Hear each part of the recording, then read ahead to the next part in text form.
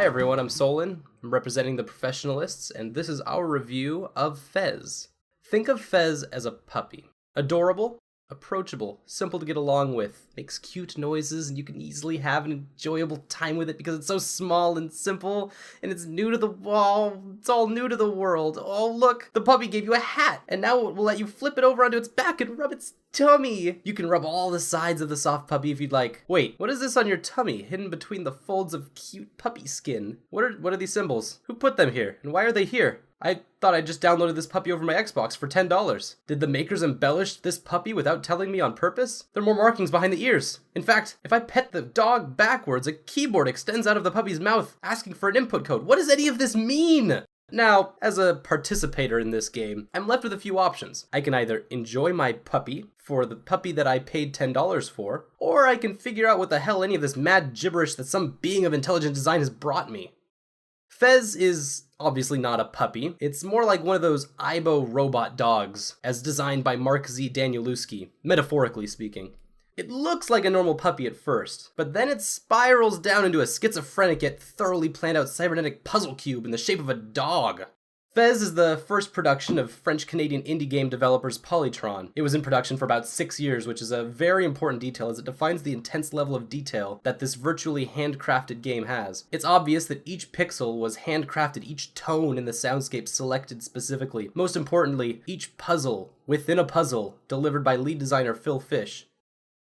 Unlike other games, especially indie games that are restrained by time and resources, this has 6 long and painful years of development underneath it. As it's referenced within Indie Game the Movie, where FEZ's designer Phil Fish is one of the focuses of the documentary, Fish says, "It is hard when you are looking at it like this close," as he mimes a screen really close to his face. You can't see anything else. You can't even see the mistakes. So, this holds a very special place in gaming culture for many reasons, especially as the industry is right now, the biggest being the level of depth applied to the game. FEZ in many ways is a classic platformer a la the original Donkey Kong. However, this simplicity is complicated by a FEZ which gives Gomez, the main character, the power to rotate the world like a cube, revealing 3 other faces to interact with within the realm of a platformer. However, this depth is complicated by understanding the relations in space where 2 platformers may line up in one perspective, but then once the world is flipped, they line up in a different orientation altogether, allowing access to brand new areas. However, this application is complicated by cryptic symbols stapled all over the faces of the walls and structures that make up the FEZ world, and these create messages that can only be understood by fully discovering the world around the player. However, this discovery is